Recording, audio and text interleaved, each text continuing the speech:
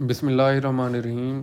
मीनी के हम जो हैं चैप्टर नंबर 7 के एमसीक्यू स्टार्ट करने जा रहे हैं। क्वेश्चन नंबर 1 जो है, अ 30-year-old woman undergoes abdominal surgery in spite of minimal tissue damage. Complete ileus means absence of bowel motility follows and she complains of severe bloating. She also finds it difficult to urinate. Mild cholinomymetic stimulation with Bethnicol or neostigmine is often effective in relieving these complications of surgery. Neostigmine and Bethnicol in moderate doses have different effects on which of the following? Question समझें। Question ये है कि वो कहते हैं कि surgery हुई है, सर्जरी के बाद फीमेल को ना यूरिनेशन आ रही है और ना ही वो डेफिकेट कर पा रही है। तो इस सूरत में हम जो है कोलिनोमाइमेटिक दे के उसको हेल्प आउट कर सकते हैं कि वो यूरिनेट भी कर सके और जो है डेफिकेट भी कर सके। क्वेश्चन ये पूछा गया है कि नियोस्टिग्मीन और बेथनिकोल जो हैं ये दोनों ही कोलिनोमाइमेटिक हैं और इनका फॉलोइंग जो हमें ऑर्गन्स दिए गए हैं कौन से ऑर्गन के ऊपर डिफरेंट इफेक्ट होगा। तो ये समझना है हमारे पास कि जो हमारे पास नियोस्टिग्मीन है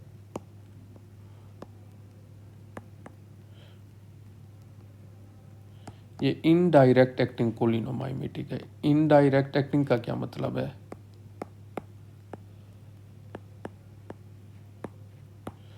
अब ये जो है ना हमारे पास कोई भी नर्व आ रही है, नर्व से एसिटाइल कोलिन रिलीज होती है और आगे कोई भी ऑर्गन पड़ा हुआ है, ये आप ऑर्गन की एग्जांपल ले लें, तो ये एसिटाइल कोलिन इसके ऊपर आके अपना इफेक्ट प्रोड्यूस कर देती है। अब इनडायरेक्ट एक्टिंग जो होते हैं कोलिनोमाइमेटिक्स वो करते क्या हैं कि जो इंजाइम होता है एसिटाइल कोलिन एस्ट्रेज जो कि एसिटाइल कोलिन की ब्रेक डाउन करा रहा होता है वो इसको इनहिबिट कर देते हैं, जिसकी वजह से एसिटाइल कोलिन की जो है कंसंट्रेशन बढ़ जाती है। ठीक हो गया। और जो डायरेक्ट एक्टिंग है वो बिल्कुल एसिटाइल कोलिन का उनका स्ट्रक्चर होता है तो वो अपने इफेक्ट प्रोड्यूस कर देते हैं। जबकि हमारे पास बेथनिकोल है, बेथ से याद रखना है, तो वो है हमारे पास डायरेक्ट एक्टिंग। अब ये जो है हमारे पास इनमें से 5 ऑप्शन में से जो एक है वस्कुलर एंडोथीलियम।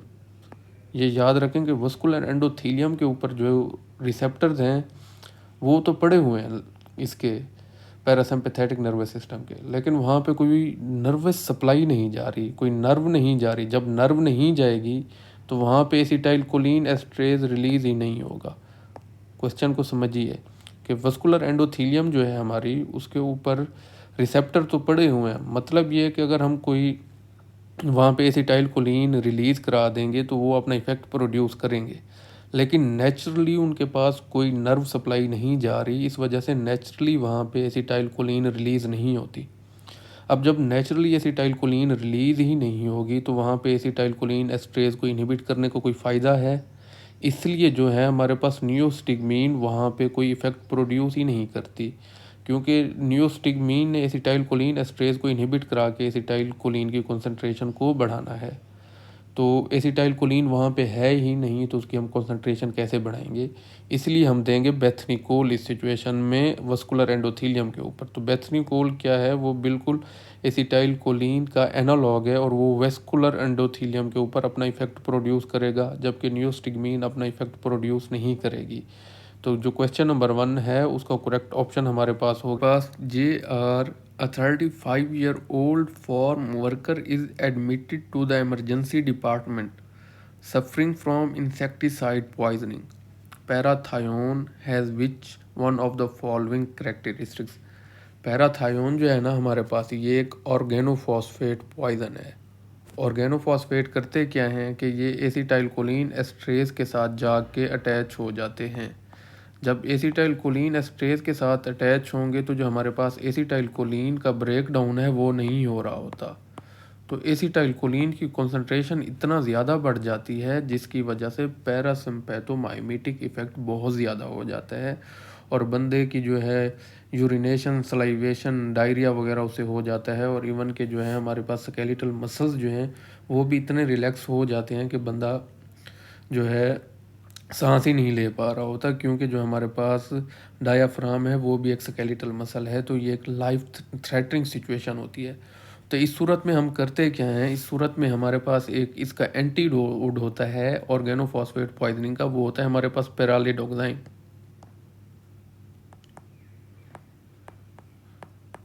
पेरालिडोक्साइन करता क्या है, वो ना ऑर्गेनोफॉस्फेट के साथ जाके अटैच हो जाता है और एसिटाइलकोलिन को एस्ट्रेज को रीजनरेट करा देता है।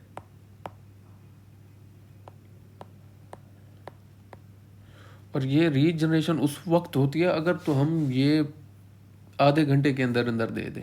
अगर आधे घंटे के बाद देंगे तो बंदा मर गया।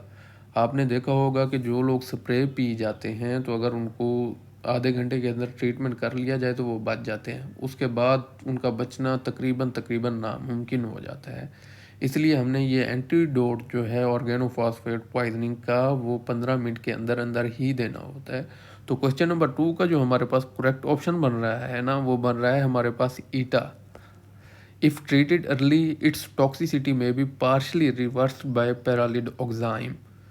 ईटा हमारे पास करेक्ट ऑप्शन हो गया। क्वेश्चन नंबर 3 है, miss brown a 28-year-old accountant has been treated for myasthenia gravis for several years. She reports to the emergency department complaining of recent onset of weakness of her hands, diplopia and difficulty swallowing. She may be suffering from a change in response to her myasthenia therapy, that is a cholinergic or a myasthenic crisis. Which one of the following is the best drug for distinguishing between myasthenic crisis and a cholinergic crisis? अब हमारे पास हमने समझना ये है कि माइस्थेनिक crisis और cholinergic crisis क्या होता है। सबसे पहले हम आ जाते हैं कोलिनर्जिक क्राइसिस के ऊपर।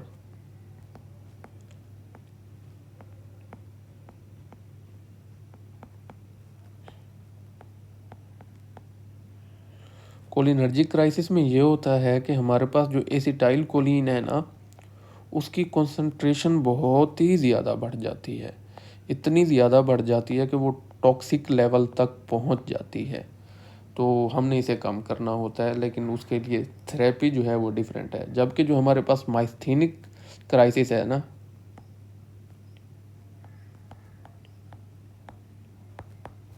इसमें कुछ डिफरेंट हो रहा होता है। अब डिफरेंट क्या हो रहा होता है, माइस्थेनिक क्राइसिस में ना हमारे पास एसिटाइल कोलिन जो है ना, उसकी कंसंट्रेशन जो है वो तो होती है नॉर्मल।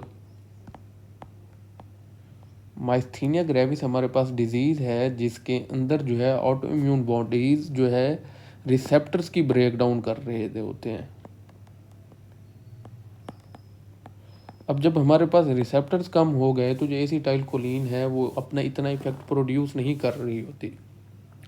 इसका जो हम ट्रीटमेंट देते हैं वो ऑटो इम्यून एंटीबॉडीज़ को हम कम करने के लिए इम्यूनोसुप्रेसेंट दे देते हैं जो कि रिसेप्टर्स की ब्रेक डाउन को रोकते हैं। लेकिन हमने कोलिनर्जिक क्राइसिस में और माइस्थेनिक क्राइसिस में डिफ्रेंशिएट करना होता है। तो हम करते क्या हैं कि हम एसिटाइलकोलिन एस्ट्रेज का इनहिबिटर दे देते हैं।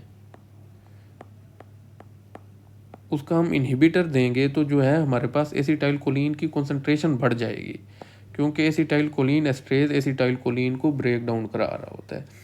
अब इसकी कंसंट्रेशन कोलिनर्जिक क्राइसिस में हमारे पास ऑलरेडी बढ़ी हुई है, तो अगर हम मज़ीद इसकी कंसंट्रेशन बढ़ा देंगे तो हमारे पास कोलिनर्जिक क्राइसिस बहुत ज़्यादा हो जाएगा।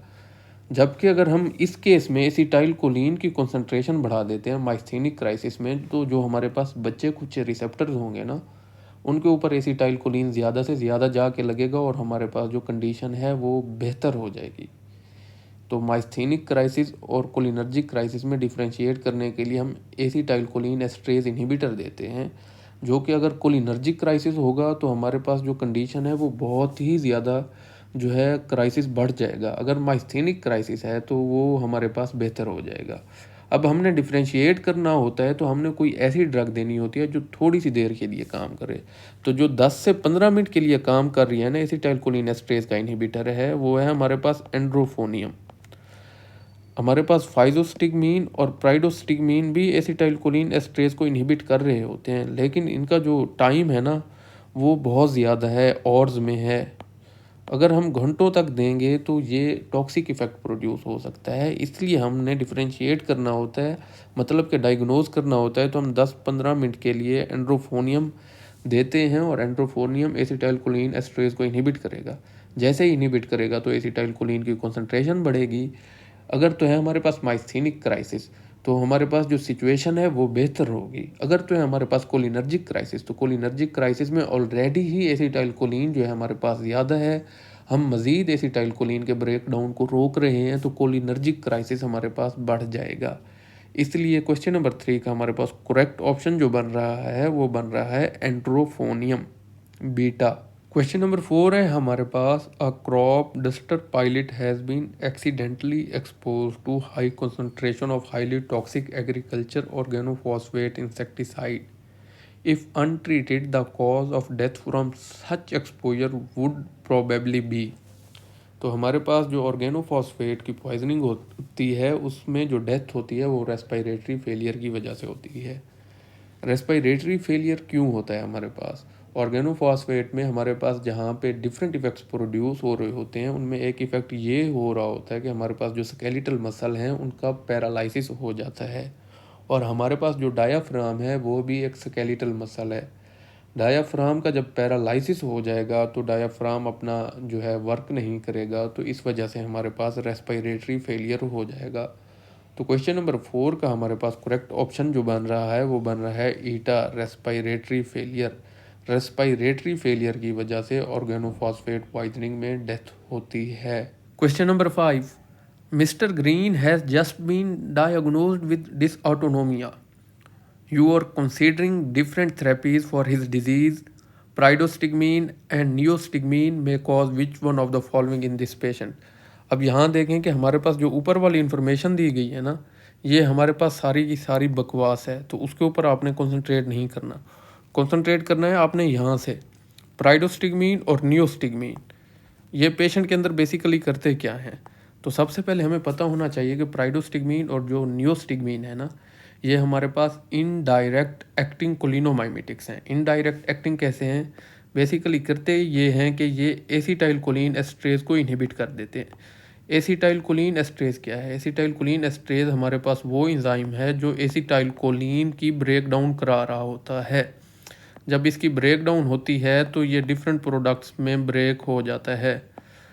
अब जब हम एसिटाइलकोलिन एस्ट्रेज को इनहिबिट कर देंगे तो हमारे पास एसिटाइलकोलिन की जो है कॉन्सेंट्रेशन बहुत ज़्यादा बढ़ जाएगी। एसिटाइलकोलिन की जब हमारे पास कॉन्सेंट्रेशन बढ़ेगी तो हमारे पास पैरासिम्पैथेटिक नर्वस सिस्टम की जो एक्टिविटी है वो बढ़ जाएगी। क्यों बढ़ेगी? क्योंकि पैरासिम्पैथेटिक नर्वस सिस्टम का जो मेन हमारे पास न्यूरोट्रांसमीटर है वो एसिटाइलकोलिन है। तो अब आपने यहाँ पे देखना है कि हमारे पास कौन सा पैरासिम्पैथेटिक इफेक्ट प्रोड्यूस हो रहा है। अब जो है हमारे पास ब्रोंकोडाइलेशन हमारे पास पैरासिम्पैथेटिक इफेक्ट नहीं है, तो ये अल्फा हमारे पास रॉन्ग हो गया। ब्रोंकोडाइलेशन हमारे पास क्यों पैरासिम्पैथेटिक इफेक्ट नहीं है? ये देखेंगे जब बंदा रेस्ट के ऊपर हो तो हमारे पास पैरासिम्पैथेटिक नर्वस सिस्टम एक्टिवेट होता है, और जब बंदा रेस्ट पे होता है तो उसे ज़्यादा ऑक्सीजन की ज़रूरत नहीं होती, इस वजह से ब्रोंकोडाइलेशन की ज़रूरत नहीं होती। दूसरे नंबर पे आ जाते हैं हमारे पास साइक्लोप्लेजिया। साइक्लोप्लेजिया भी हमारे पास पैरासिम्पैथेटिक इफेक्ट नहीं है। क्यों नहीं है? साइक्लोप्लेजिया का मतलब ये है कि लॉस ऑफ एक्योमोडेशन, मतलब ये है कि बंदा किसी चीज़ के ऊपर फोकस ही नहीं कर पा रहा। फिर से आप ये एग्जांपल ले लीजिए, बंदा रेस्ट के ऊपर है और वो किताब पढ़ना चाह रहा है, तो तब भी जाके बंदे का जो लेंस है वो फोकस करता है रेस्ट के ऊपर। लिहाजा जो साइक्लोप्लेजिया है वो रेस्ट के ऊपर नहीं होता, इसलिए ये भी हमारे पास गलत हो गया। डायरिया हो सकता है और हमारे पास यही इसका करेक्ट ऑप्शन है। डायरिया कैसे है कि जब बंदा रेस्ट के ऊपर है तब भी बंदा डेफिकेट कर सकता है, कोई बंदा भागते हुए डेफिकेट नहीं कर सकता, क्योंकि उस वक्त सिंपैथेटिक नर्वस सिस्टम एक्टिवेट होता है। जबकि हमारे पास पैरासिम्पैथेटिक नर्वस सिस्टम जब भी एक्टिवेट होगा तो बंदा यूरिनेट भी कर सकता है और डेफिनेट भी कर सकता है। Irreversible inhibition of acetylcholine esterase irreversible नहीं होती। इनमें से मेरे ख्याल में नियोस्टिग्मीन जो है वो रिवर्सिबल कराता है। और reduced gastric acid secretion reduce नहीं होती, बल्कि हमारे पास जो है गैस्ट्रिक एसिड की सिक्रीशन भी रेस्ट में ज़्यादा हो जाती है, क्योंकि डाइजेशन करानी होती है। तो हमारे पास डेल्टा और ईटा भी रॉन्ग हो गया। तो हमारे पास जो करेक्ट ऑप्शन बन रहा है वो बन रहा है diarrhoea, Charlie. Question number 6, parasympathetic nerve stimulation and slow infusion of bethanechol will each. अब हमारे पास पैरासिम्पैथेटिक नर्व को भी हमने स्टिमुलेट कर दिया है और उसके साथ हम बेथनिकोल भी दे रहे हैं। बेथनिकोल क्या है हमारे पास? बेथनिकोल जो है हमारे पास वो एक कोलिनोमाइमेटिक है, यानी कि एसिटाइल कोलिन का एगोनिस्ट है और ये डायरेक्ट एक्टिंग एगोनिस्ट है। तो ये भी हमारे पास पैरासिम्पैथेटिक सिस्टम को ही एक्टिवेट करता है। तो इसका जो है हमारे पास करेक्ट ऑप्शन जो बन रहा है ना, वो बन रहा है delta, increase bronchial smooth muscle tone. आपको ये पता है कि पैरासिम्पैथेटिक नर्वस सिस्टम कब एक्टिवेट होता है? जब बंदा रेस्ट में हो, और रेस्ट में बंदे को ज़्यादा ऑक्सीजन की ज़रूरत नहीं होती, इसलिए हमारा जो लंग्स है या हमारे ब्रोंकियाई हैं उनको ज़्यादा से ज़्यादा जो है डायलेट होने की ज़रूरत नहीं होती। इसलिए यहाँ पे उन्होंने कहा है कि bronchial smooth muscle tone, bronchi की जो स्मूथ मसल्स है उसकी टोन बढ़ जाती है, जिसकी वजह से ब्रोंकाई कंस्ट्रिक्ट हो जाते हैं। मतलब ये कि ऑक्सीजन ज़्यादा हमें नहीं चाहिए, इस वजह से हमें डायलेट करने की ज़रूरत नहीं है, तो ब्रोंकाई जो है हमारे पास कंस्ट्रिक्ट रहेंगे। इसका डेल्टा करेक्ट ऑप्शन बन रहा है। उसके बाद अगर चार्ली को देखते हैं, कॉजेज वेजोडाइलेशन, तो पैरासिम्पैथेटिक नर्वस सिस्टम का जो है डायरेक्ट इफेक्ट नहीं होता ब्लड वेसल्स के ऊपर, और पैरासिम्पैथेटिक नर्वस सिस्टम में जो है हमारे पास ईटा के ऊपर आ जाए इंक्रीज हार्ट रेट, ये भी नहीं करा रहा होता, क्योंकि पैरासिम्पैथेटिक नर्वस सिस्टम के एक्टिवेट होने से हार्ट रेट रिड्यूस हो जाता है। चार्ली और ईटा जो हैं ये भी हमारे पास जो है रॉन्ग है। बाकी हो गया अल्फ़ा और बीटा, ये इसकी रेलिवेशन ही नहीं है इस क्वेश्चन के साथ, तो अल्फ़ा और बीटा वैसे जो है इनकोरेक्ट हो गए। चार्ली और ईटा भी हमारे पास इनकोरेक्ट हो गए, तो हमारे पास करेक्ट ऑप्शन इसका बन रहा है delta. Question number 7, action and clinical uses of muscarinic cholino receptor agonist include which of the following. अब हमने कोई भी मस्करीनिक एगोनिस्ट दिया है तो वो क्या करेगा? मस्करीनिक एगोनिस्ट का मतलब ही यही है कि हमने सिम्पैथोमाइमेटिक ड्रग दी है, ऐसी ड्रग जो कि सिम्पैथेटिक नर्वस सिस्टम के एक्शन को मिमिक कर रही है, तो ब्रोंकोडाइलेशन हो ही नहीं सकता, ये गलत हो गया। मियोसिस जो है हमारे पास ये बिल्कुल ठीक है। चार्ली आ जाते हैं, डिक्रीज जीआईटी मोटेलिटी। जब पैरासिम्पैथेटिक नर्वस सिस्टम एक्टिवेट होता है तो जीआईटी मोटेलिटी इंक्रीज होती है, डिक्रीज नहीं होती, तो चार्ली भी हमारे पास गलत हो गया। डेल्टा आ जाता है, decrease neuromuscular transmission and relaxation of skeletal muscle, ये भी गलत है। जब पैरासिम्पैथेटिक नर्वस सिस्टम एक्टिवेट होता है तो न्यूरोमस्कुलर जो ट्रांसमिशन है वो डिक्रीज नहीं होती बल्कि इंक्रीज हो जाती है। और इंक्रीज स्वेटिंग, ये एक तरीके से पैरासिम्पैथेटिक नर्वस सिस्टम का इफेक्ट है, लेकिन उन्होंने कहा है कि क्लिनिकल यूजेस में हम ये नहीं करते। उन्होंने पूछा हुआ है कि क्लिनिकल यूज़ का, तो क्लिनिकल यूज़ भी हम नहीं करते, तो ये भी हमारे पास रॉन्ग हो गया। अब आ जाते हैं हमारे पास इसका करेक्ट ऑप्शन मियोसिस। अब ये इंपॉर्टेंट कॉन्सेप्ट है, आपको समझना चाहिए। जो हमारे पास प्यूपिल है ना, प्यूपिल का जो साइज़ है वो सिम्पैथेटिक नर्वस सिस्टम भी डिसाइड करता है और पैरासिम्पैथेटिक नर्वस सिस्टम भी डिसाइड करता है। ये है हमारे पास प्यूपिल की, फ़र्ज़ करें, सर्कुलर मसल्स, और उसके बाद आ जाती हैं हमारे पास रेडियल मसल्स। ये रेडियल मसल आ गई। अच्छा, अब जब हमारे पास सिम्पैथेटिक नर्वस सिस्टम जो है ना वो रेडियल मसल को सप्लाई कर रहा है,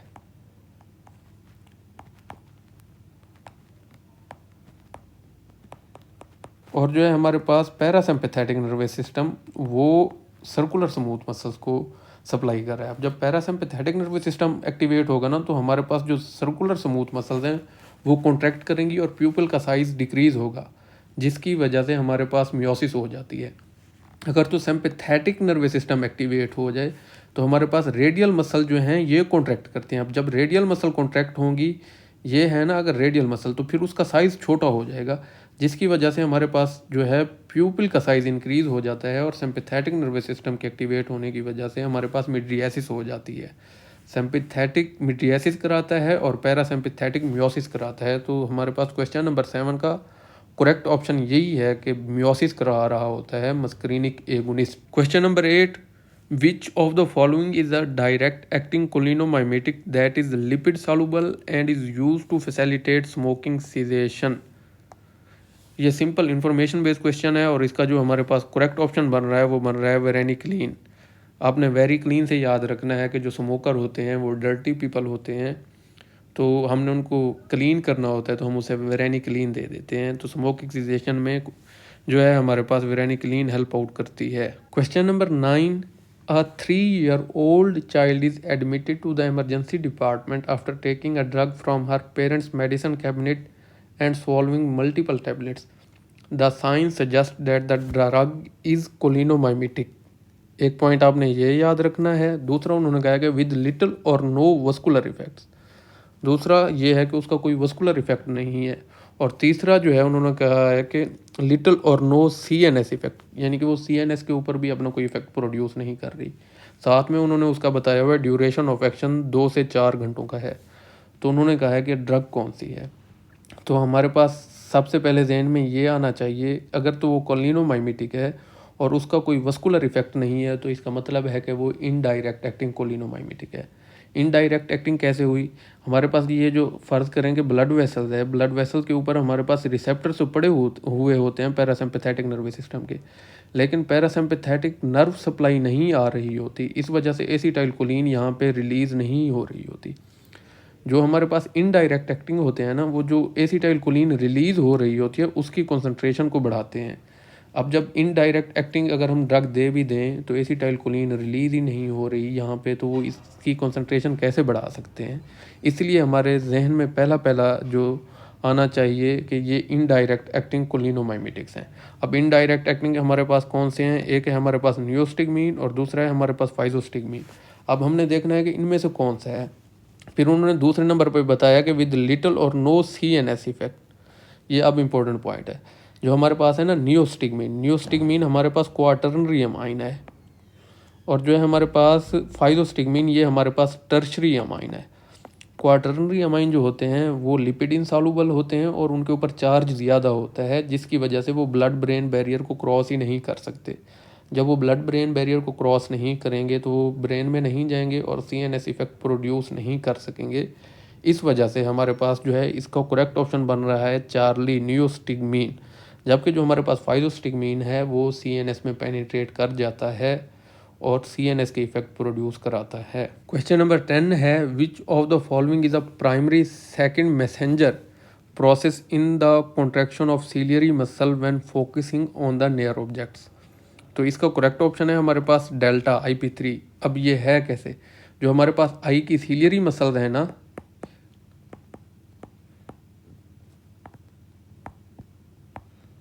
उनके ऊपर सिर्फ M3 रिसेप्टर्स प्रेजेंट हैं और कोई रिसेप्टर प्रेजेंट ही नहीं है। जब हमारे पास M3 रिसेप्टर एक्टिवेट होंगे तो वो क्या करेंगे कि वो एकोमोडेशन करा देंगे, इसलिए M3 रिसेप्टर जो होते हैं वो IP3 की कॉन्सेंट्रेशन को बढ़ा देते हैं।